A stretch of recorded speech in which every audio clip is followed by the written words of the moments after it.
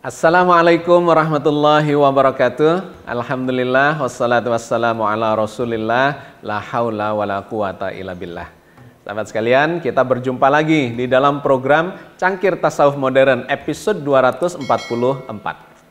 Hari ini kita akan memanfaatkan untuk mengakhiri kajian terkait dengan hal-hal hikmah-hikmah seputar ibadah haji dan ibadah korban.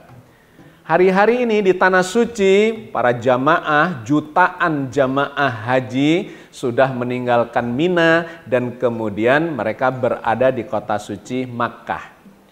Sebagaimana kita ketahui bahwa perayaan Hari Raya Haji atau Hari Raya Kurban itu dilakukan selama 4 hari atau bahkan 5 hari terkait dengan puasa Arafahnya. Jadi tanggal 9 itu adalah wukuf di Arafah dan kemudian umat Islam yang di luar Tanah Suci melakukan puasa Arafah. Kemudian dilanjutkan tanggal 10-nya adalah hari Nahar, hari korban, hari penyembelihan. Kita di sini melakukan sholat Idul Adha dan kemudian melanjutkan dengan penyembelihan. Tanggal 11, 12, 13 adalah hari tasyrik, di mana kita tidak boleh berpuasa dan melanjutkan prosesi ibadah korban itu sambil melakukan syukuran. Membagi-bagikan daging korban itu, dinikmati sebagian, dimasak, makan bersama-sama, dan kemudian dibagikan kepada kaum du'afa, fakir, miskin, yatim, dan siapa saja yang membutuhkannya. Itulah perayaan haji. Hari Raya Haji yang disebut sebagai Hari Raya Besar, Id Kabir. Orang Jawa menyebutnya sebagai Rioyo Besar. Ini memang hari raya yang dirayakan di akhir tahun, bulan ke-12, yaitu bulan Zulhijjah. Sekaligus sebagai penutup kalender Hijriah atau bulan-bulan Hijriah, dan kemudian menjadi puncak dari perayaan Hari Raya umat Islam. Nah, Allah berfirman terkait dengan prosesi haji itu di dalam surat Al-Baqarah 198 sampai ayat 200. Fa'idha afattum min arafatin fadhkurullaha indal masy'aril harami wa dhkuruhu kama hadakum wa in kuntum min qablihi laminadh dhalin. Maka apabila kamu telah bertolak dari Arafah, berzikirlah kepada Allah di Masy'aril Haram dan berzikirlah kepada Allah sebagaimana yang ditunjukkannya kepadamu. Dan sesungguhnya kamu sebelum itu benar-benar termasuk orang-orang yang tersesat. Tsumma afidu min haitsu afadan nasu wastaghfirullah innallaha ghafurur rahim. Kemudian bertolaklah kamu dari tempat bertolaknya orang-orang banyak itu. Dan mohonlah ampun kepada Allah. Sesungguhnya Allah Maha Pengampun lagi Maha Penyayang. فَإِذَا قَضَيْتُمْ مَنَاسِكَكُمْ فَاذْكُرُوا كَذِكْرِكُمْ آبَاءَكُمْ أَوْ أَشَدَّ ذِكْرًا. Apabila kamu telah menyelesaikan ibadah hajimu, maka berzikirlah dengan menyebut Allah sebagaimana kamu menyebut-nyebut, membangga-banggakan nenek moyangmu, atau bahkan berzikir lebih banyak daripada itu. Di Indonesia kita juga sudah menyelesaikan seluruh rangkaian dari peribadatan atau perayaan terkait dengan Hari Raya Haji atau Hari Raya Kurban itu. Tetapi sahabat sekalian, peristiwa yang besar ini meninggalkan pelajaran, hikmah yang sangat mendalam bagi spiritualitas, umat Islam yang sedang menjalani proses untuk mendekatkan diri kepada Allah. Hari ini kita akan memanfaatkan episode kali ini akan memanfaatkan untuk mengkaji hikmah-hikmah yang menjadi poin penting dari perayaan Hari Raya Haji atau Idul Kurban itu.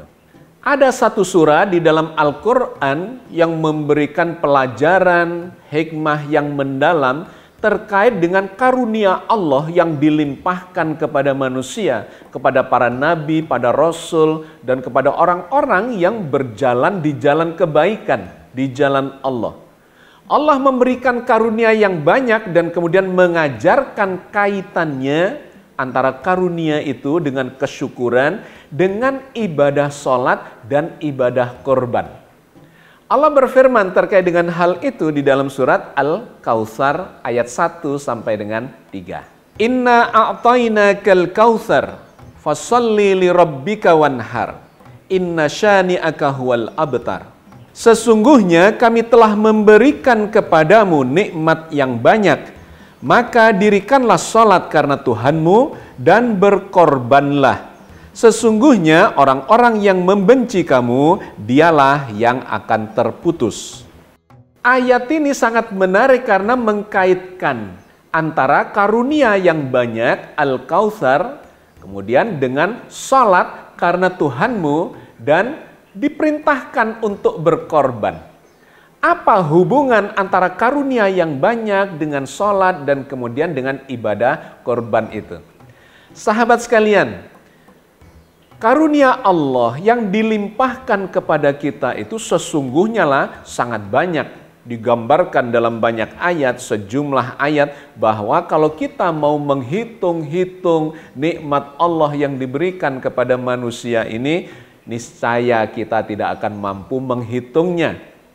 Bahkan digambarkan lebih dramatis di sebuah ayat dalam surat Luqman ayat 27 misalnya digambarkan. Seandainya ranting-ranting pohon itu dipetiki jadi pena, lautan dijadikan tinta, kemudian dituliskan nikmat Allah, kalimat-kalimat Allah yang penuh dengan kenikmatan, karunia, rahmat buat makhluknya itu, niscaya tidak akan habis nikmat itu. Tidak akan habis karunia itu dituliskan meskipun lautan yang jadi tinta itu sudah mengering. Bahkan ditambah 7 lautan lagi. Berikut ini ayatnya. Walau annama fil ardi min sajaratin aklam wal bahru yamudduhu min ba'dihi sab'atu abhurim ma nafidat kalimatullah innallaha azizun hakim. Dan seandainya pohon-pohon di bumi menjadi pena dan lautan menjadi tinta, ditambahkan kepadanya 7 lautan lagi setelah keringnya, niscaya tidak akan habis-habisnya dituliskan kalimat-kalimat Allah. Sesungguhnya Allah Maha Perkasa lagi Maha Bijaksana. Sahabat sekalian, pada kenyataannya ketika kita mencoba menghitung-hitung nikmat Allah, rahmat, kasih sayangnya kepada kita semua ini, memang kita tidak akan pernah bisa menghitungnya. Tidak usah jauh-jauh, mari kita melihat diri kita saja. Apa yang Allah karuniakan kepada kita yang namanya kesehatan, itu Masya Allah. Kalau seandainya kita ini diperintahkan Allah atau diserahi oleh Allah untuk mengurus diri kita sendiri, untuk mengurus kesehatan kita sendiri, niscaya kita tidak akan mampu. Bayangkan saja misalnya terkait dengan jantung kita. Bagaimana jantung kita itu beroperasi setiap saat tanpa kita kendalikan, tanpa membutuhkan perhatian dan kesadaran kita. Dia otomatis bekerja sesuai dengan kebutuhan keseimbangan homeostasis di dalam tubuh kita. Berapa tekanannya yang harus dilakukan supaya tidak memunculkan yang disebut tekanan darah tinggi. Karena kalau ketinggian maka pembuluh darahnya bisa pecah. Kalau terlalu rendah juga bermasalah karena tidak mencukupi untuk menghadirkan atau mengedarkan gizi, nutrisi ke dalam seluruh tubuh kita, ke triliunan sel-sel di dalam tubuh kita. Bagaimana itu iramanya, ritmenya?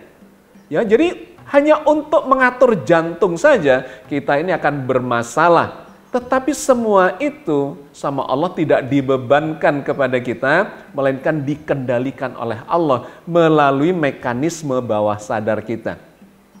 Dan energinya disediakan, ada baterainya itu di dalam jantung kita itu. Satu jaringan otot yang menghasilkan kelistrikan tiada henti. Bayangkan kalau itu soak atau bermasalah, maka selesailah hidup kita. Itu baru bicara jantung yang kemudian memunculkan spesialisasi penyakit jantung. Dokternya tersendiri, spesialis penyakit dalam, lebih khusus lagi penyakit jantung.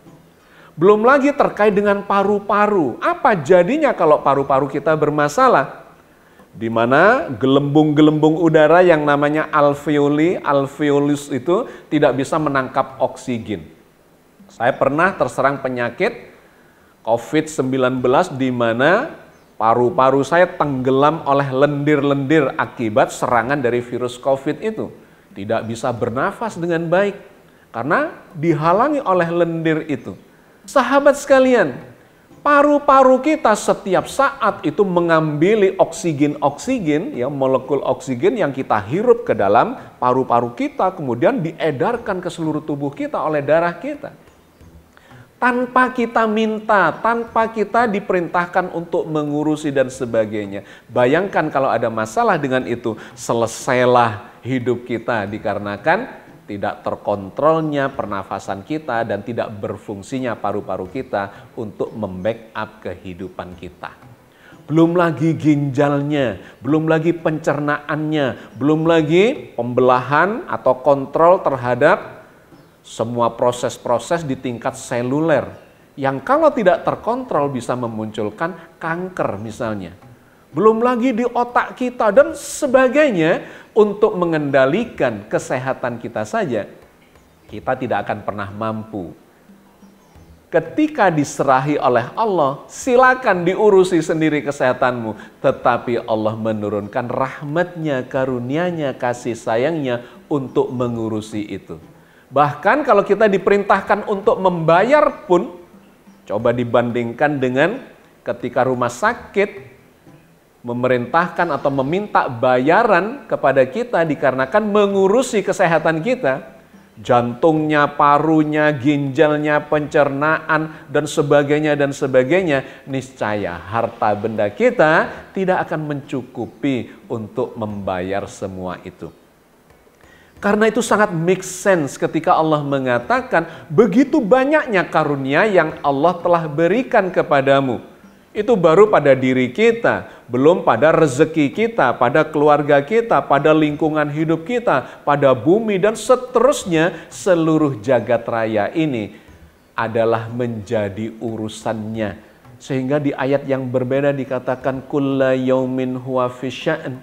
Setiap saat Allah itu sedang mengurusi makhluknya dengan penuh kasih sayang. Sehingga ayat itu ditempatkan di dalam surat Ar-Rahman. Surat yang menggambarkan betapa besarnya kasih sayang Allah kepada makhluknya, kepada kita semua. Kembali kepada surat Al-Kautsar tadi. Inna a'tayna kal kautsar. Sesungguhnya telah begitu banyaknya Allah mengkaruniakan nikmatnya kepada kita semua. Fasholli li rabbika wanhar. Maka sholatlah karena Allah semata dan berkorbanlah. Sahabat sekalian, Allah mengingatkan terlebih dahulu terkait dengan karunia-Nya itu, dengan rahmat-Nya, kasih sayangnya kepada kita semua, kemudian memerintahkan kepada kita, fasholli li rabbika. Maka sholatlah dengan nama Tuhanmu atau karena Tuhanmu atau untuk Tuhanmu. Apa kaitannya sholat ini dengan karunia yang banyak itu? Sahabat sekalian, Al-Quran menceritakan di dalam sejumlah ayatnya terkait dengan fungsi sholat itu. Fungsi sholat yang pertama, Allah menceritakan di dalam surat Toha ayat 14. Innani anallah, la ilaha illa ana, fa'budni wa aqimis salata lidzikri. Sesungguhnya aku ini adalah Allah, tidak ada Tuhan selain aku. Maka sembahlah aku dan dirikanlah sholat untuk mengingat aku. Allah menggambarkan fungsi sholat yang pertama adalah untuk mengingat Allah. Wa aqimis sholata lidzikri. Maka dan dirikanlah sholat lidzikri, untuk mengingat aku, untuk berzikir kepada aku, Allah Azza wa Jalla. Apa sesungguhnya manfaat dampak daripada zikrullah itu? Dijelaskan dalam banyak ayat. Di antaranya di dalam surat Ar-Ra'd digambarkan. Ala bidzikrillahi tatma'innul qulub. Ketahuilah orang yang hatinya senantiasa berzikir kepada Allah, hatinya itu akan menjadi tenang, menjadi tentram, menjadi damai, sabar, ikhlas, bahagia, dan seterusnya.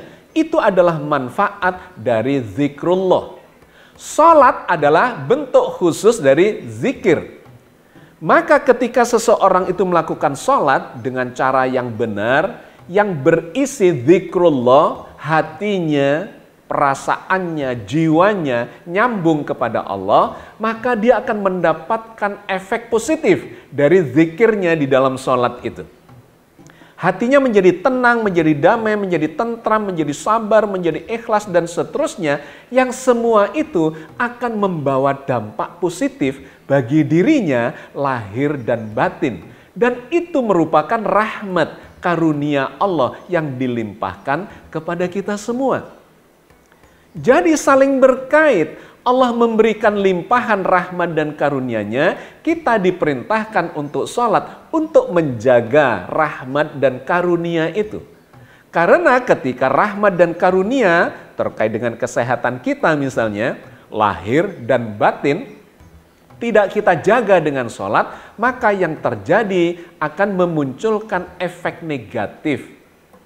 Kesehatan kita akan bermasalah. Baik secara fisikal maupun secara kejiwaan. Orang yang tidak pernah zikrullah, ingat kepada Allah, nyambung hatinya dengan Sang Maha Pencipta, Sang Maha Berkuasa, maka dia akan menjadi rentan secara psikologis. Dia akan gampang stres. Dan kita tahu bahwa stres itu adalah penyebab berbagai macam penyakit yang di era modern ini semakin diketahui. Orang yang stres itu bisa memunculkan anomali-anomali, kelainan-kelainan yang pasti secara psikologis, iya, dia jadi emosional, jadi sumbu pendek, suka marah-marah, tidak bisa berpikir secara proporsional, logis, rasional, dan sebagainya. Pasti ketika dia sedang stres, bahkan lupa segala macam ketika seseorang itu sedang stres atau bahkan depresi. Akibat turunannya atau akibat selanjutnya adalah ketidakseimbangan hormonal dan enzim-enzim di dalam tubuhnya. Perutnya menjadi mules, muncullah gangguan asam lambung. Bahkan bisa memunculkan penyakit-penyakit yang lebih parah lagi. Terkait dengan jantungnya akan bermasalah, terkait dengan livernya akan bermasalah. Sudah terbukti bahwa stres itu bisa memunculkan masalah-masalah ikutan yang sangat fatal. Bahkan kanker atau kanker itu ternyata terbukti salah satu penyebab utamanya dikarenakan adalah tingkat stres yang tidak termanajemeni, yang terkontrol dengan baik. Jadi sahabat sekalian, perintah Allah untuk berzikir di dalam sholat atau sholat yang berfungsi sebagai zikir khusus kepada Allah, itu akan memelihara karunia Allah yang telah diberikan kepada kita. Yang kedua, fungsi sholat itu adalah untuk curhat kepada Allah. Misalnya seperti yang difirmankan Allah di dalam surat Al-Baqarah 153. Ya ayyuhalladzina amanusta'inu bis-sabri was-salah, innallaha ma'as sabirin. Wahai orang-orang yang beriman, Minta tolonglah kepada Allah dengan sabar dan sholat. Sesungguhnya Allah bersama dengan orang-orang yang sabar. Jadi fungsi yang kedua dari sholat itu adalah untuk curhat. Orang yang memiliki tempat curhat yang kokoh, yang aman, yang maha segala-galanya, pasti akan memiliki ketenangan batin. Keyakinan di dalam menghadapi, menjalani kehidupan ini. Maka orang-orang yang biasa curhat kepada Allah itu tidak memiliki rasa gelisah, tidak memiliki rasa khawatir. Dia yakin bahwa Allah itu adalah zat yang maha pemurah, maha penyayang, maha penolong, maha memberikan jalan dan solusi atas berbagai masalah yang sedang dihadapi. Maka ini menyempurnakan efek dari yang pertama tadi. Zikir yang menenteramkan hati, dikokohkan dengan fungsi curhat daripada sholat itu, maka dia akan menjadi semakin yakin menghadapi kehidupan ini karena senantiasa bersandar kepada Allah. Dan yang ketiga, fungsi sholat adalah untuk mensyukuri segala macam karunia itu. Inna a'tainakal kautsar fasholli lirabbika wanhar. Sesungguhnya begitu banyaknya karunia yang Allah telah berikan, maka sholatlah karena Allah semata. Jadi sholat kita itu adalah mensyukuri segala karunia yang telah Allah berikan. Maka dikatakan oleh Allah di ayat yang berbeda, la in syakartum la azidannakum wala in kafartum inna adzabi lasyadid. Barang siapa bersyukur kepada Allah, maka Allah akan menambahkan segala karunia dan kenikmatan itu kepadanya. Wala in kafartum inna adzabi lasyadid. Tapi barang siapa mengingkari nikmat Allah itu, maka sesungguhnya azab Allah itu sangat pedih. Jadi sahabat sekalian, kita melihat benang merahnya yang luar biasa antara nikmat yang begitu banyak telah dikaruniakan Allah kepada kita dan perintah untuk melakukan sholat semata-mata hanya karena Allah. Dengan sholat itu, maka kita memelihara karunia nikmat itu di dalam kehidupan kita. Insya Allah sampai akhir hayat kita kembali kepada Allah di atas siratal mustaqim. Siratal ladzina an'amta alaihim. Jalannya orang-orang yang penuh dengan nikmat atau diberi kenikmatan sepanjang hidupnya. Sahabat sekalian, itu adalah bagian yang pertama dari yang disampaikan di dalam surat Al-Kautsar. Fasholli lirabbika wanhar. Nah, yang kedua ini selain diperintahkan untuk sholat, diperintahkan untuk berkorban. Apa kaitannya berkorban dengan karunia yang banyak itu? Poin yang pertama, bahwa ibadah korban itu sesungguhnya adalah manifestasi dari rasa syukur. Dikarenakan Allah telah memberikan karunia yang banyak, maka kita diperintahkan untuk meluberkan itu. Menyampaikan kesyukuran itu kepada orang lain, kepada orang-orang di sekitar kita, kepada lingkungan hidup kita, dan seterusnya. Itulah sesungguhnya background dari ibadah korban itu. Allah memberikan rezeki yang cukup, bahkan yang banyak, yang berlimpah, kita diperintahkan untuk bersyukur. Bersyukur itu bukan hanya dalam perasaan. Perasaan syukur perlu, iya. Juga bukan hanya dalam ucapan, mengucapkan alhamdulillah, iya, itu baru mengucapkan rasa syukur. Tapi yang diperintahkan Allah sesungguhnya lebih dari itu. Perasaan syukur iya, mengucapkan kesyukurannya iya, tetapi melebarkan, meluberkan, menyampaikan rasa syukurnya itu dalam bentuk kesyukuran kepada orang lain. Kalau kita diberi rezeki, maka kita meluberkan, memberikan rezeki itu kepada orang lain. Itulah sebenarnya kesyukuran yang sesungguhnya. Bahkan kita menjaga karunia nikmat itu supaya kesyukuran itu menghasilkan kenikmatan-kenikmatan yang lebih besar lagi, atau setidak-tidaknya terjaga rahmat dan karunia itu di dalam kehidupan kita. Tetapi Allah sudah menjanjikan barang siapa bersyukur, la in syakartum la azidannakum, Allah akan menambahkan nikmat kepadanya. Nah, sahabat sekalian, berkorban itu ada tingkatannya. Kalau kita lihat level-levelnya, yang paling bawah itu adalah apa yang disebut kita kenal sebagai membantu. Membantu itu artinya memberikan pertolongan kepada orang lain, tapi dalam kadar yang sedikit. Kalau seseorang memiliki masalah 100%, mungkin dia sudah bisa menyelesaikan 90%-nya, maka kita membantu yang 10%-nya atau 20%-nya. Itu adalah konteks atau konotasi dari membantu. Lebih tinggi dari membantu adalah menolong. Kalau kita sudah melakukan apa yang disebut sebagai menolong, maka memang orang itu butuh pertolongan dalam kadar yang lebih tinggi. Bukan cuma sekedar membantu.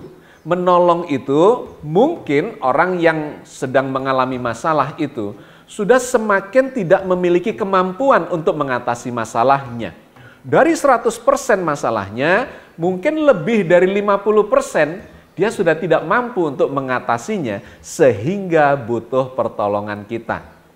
Maka kita menolong kepada orang lain. Ini adalah bentuk dari kepedulian yang nanti menuju kepada pengorbanan.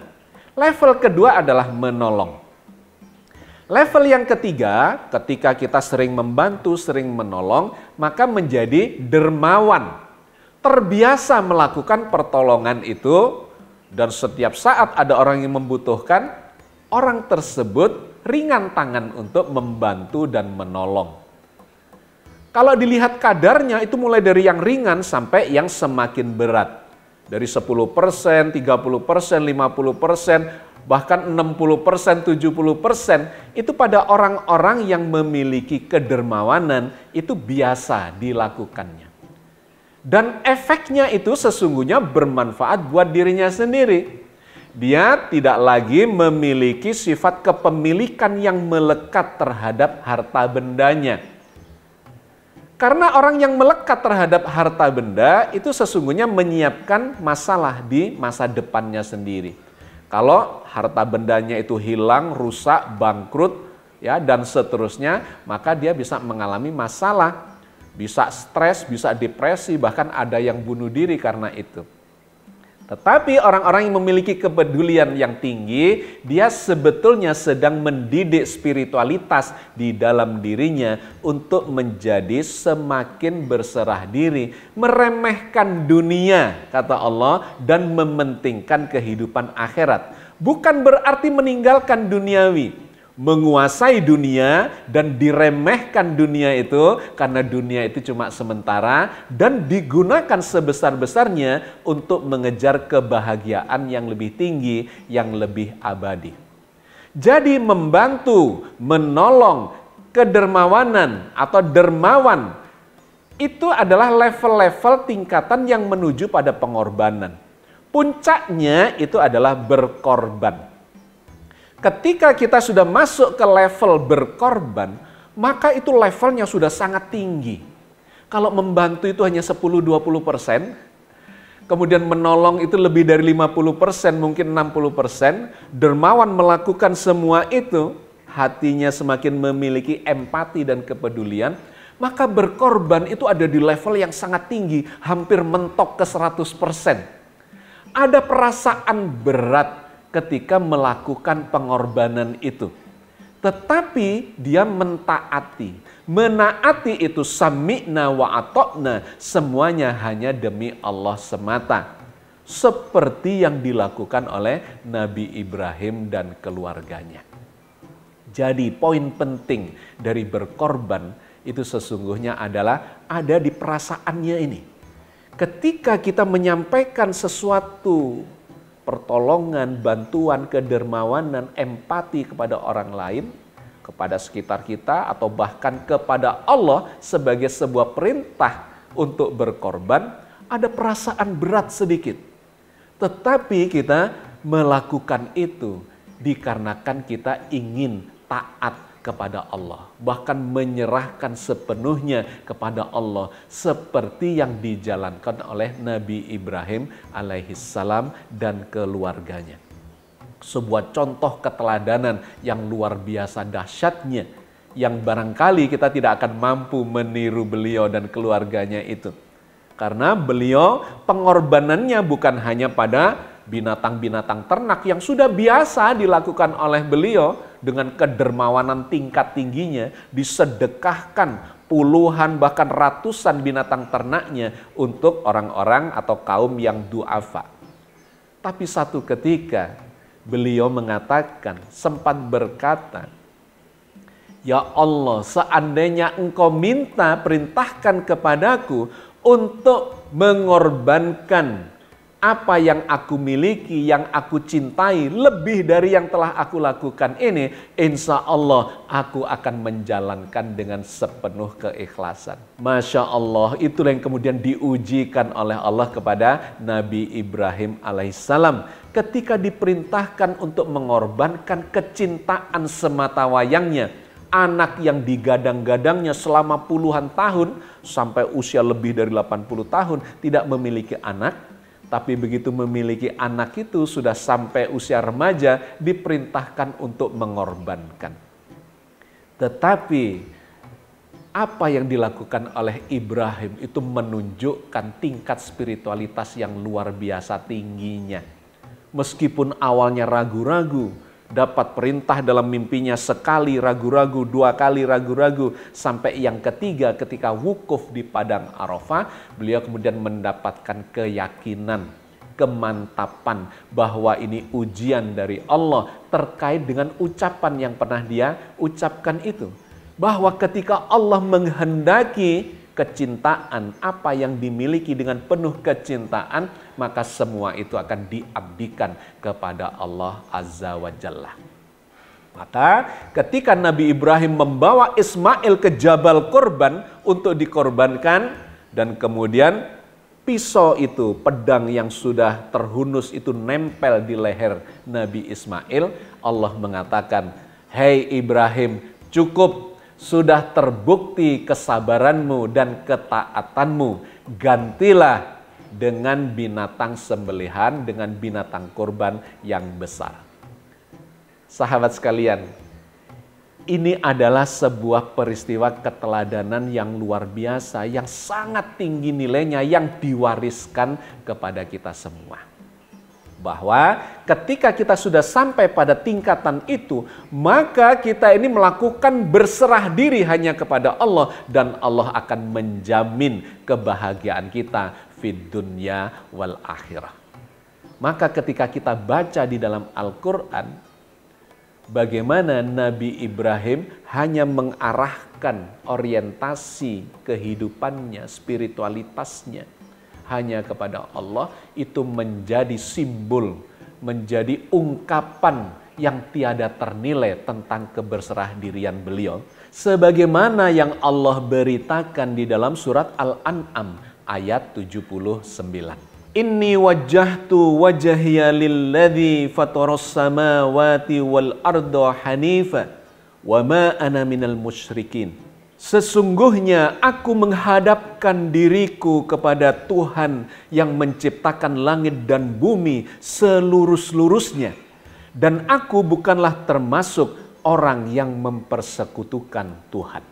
Komitmen Ibrahim, ajaran Nabi Ibrahim ini kemudian diwariskan kepada keturunannya, para nabi dan rasul, sampai kepada Nabi Muhammad, dan kemudian Nabi Muhammad diperintahkan oleh Allah untuk mengikuti ajaran Nabi Ibrahim itu.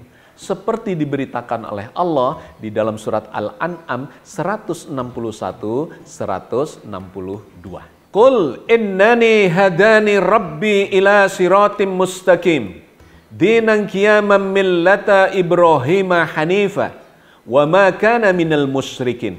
Katakanlah Muhammad, sesungguhnya aku telah ditunjuki oleh Tuhanku kepada jalan yang lurus, yaitu agama yang benar, agama Ibrahim yang lurus. Dan Ibrahim itu bukanlah termasuk orang-orang musyrik. Qul inna solati wa nusuki wa mahyaya wa mamati lillahi rabbil alamin. Katakanlah, sesungguhnya solatku, ibadahku, hidupku, dan matiku hanyalah untuk Allah, Tuhan semesta alam. Sahabat sekalian, ketika seseorang telah mencapai level spiritualitas berserah diri yang digambarkan oleh ayat ini, itu sudah luar biasa menjadi puncak dari seluruh perjalanan untuk mendekatkan diri kepada Allah Azza wa Jalla. Itu yang diwariskan oleh Nabi Ibrahim kepada kita, di mana kita sedang merayakan, menggali hikmah-hikmah terkait dengan hari raya Idul Adha, hari raya haji, hari raya korban, yang semua itu adalah hikmah yang diwariskan oleh Nabi Ibrahim dan keluarganya sampai kepada Nabi Muhammad sebagai keturunannya. Kemudian diwariskan kepada kita semua untuk kita contoh, untuk kita tiru, untuk kita teladani, dan untuk kita terapkan dalam kehidupan ini. Yang dengan itu maka kita berserah diri hanya kepada Allah, dan insya Allah akan selamat fid dunya wal akhirah. Amin ya rabbal alamin. Assalamualaikum warahmatullahi wabarakatuh.